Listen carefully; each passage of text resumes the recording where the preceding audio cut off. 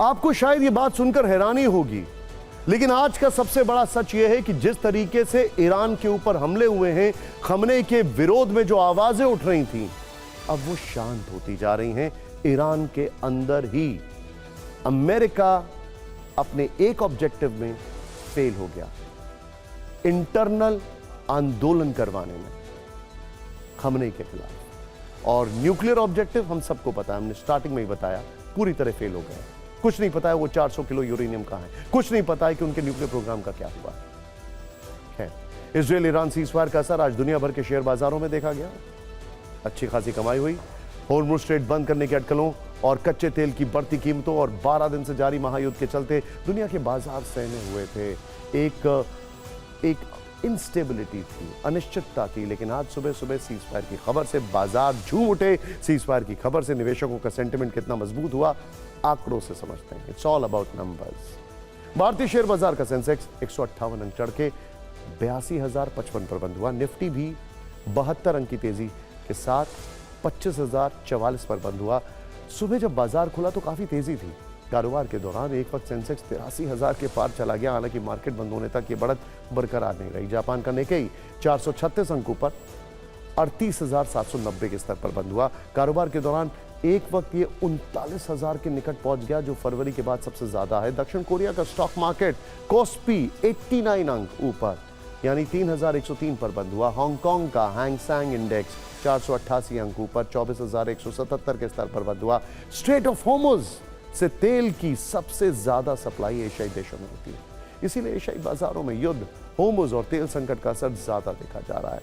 Ceasefire को लेकर दिन भर भले ही कंफ्यूजन था, लेकिन निवेशकों के मन में कोई कंफ्यूजन नहीं था, उनको पैसा कमाना था।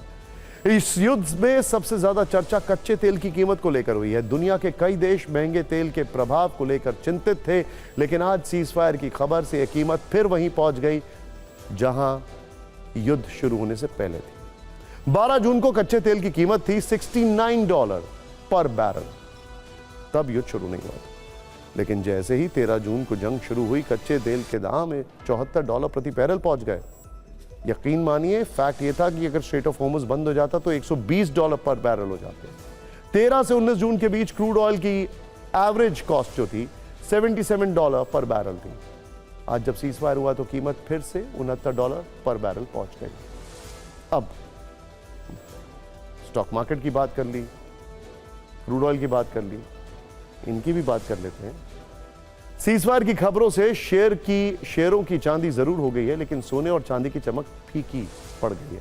युद्ध विराम से सोना लुढ़क गया है। देखिए, इसमें एक फैक्ट है, अगर स्टॉक मार्केट ऊपर जाएगा तो गोल्ड नीचे जाएगा। अगर स्टॉक मार्केट में अनिश्चितता होगी तो गोल्ड एक सेफ एसेट होगा, वो ऊपर जाएगा। दुनिया में युद्ध होगा तो गोल्ड ऊपर जाएगा, शांति होगी तो गोल्ड या तो स्टेबल होगा या फिर नीचे आएगा। 24 कैरेट 10 ग्राम सोने की कीमत आज 97,288 रुपीज, जो कल 99,348 रुपीज थी। 22 कैरेट सोने की बात करें तो ये आज 89,116 रुपीज पर 10 ग्राम्स के भाव पर बिक रहा था, जो कल 91,000 रुपीज के आसपास था। यानी सोने की कीमत में 2,000 रुपए की गिरावट देखी गई। वहीं चांदी का भाव आज 1,05,898 रुपए पर है, जो कल 1,07,063 रुपए था। यानी यहां भी कीमतों में अच्छी खासी कमी दर्ज की गई, जो कि एक फैक्ट है। चांदी सोने से ज्यादा अनस्टेबल रहती है और ज्यादा तेजी से नीचे गिरती है और ज्यादा तेजी से ऊपर जाती है। हालांकि जब युद्ध चल रहा था तब यही भाव रॉकेट की रफ्तार से ऊपर की ओर जा रहे थे।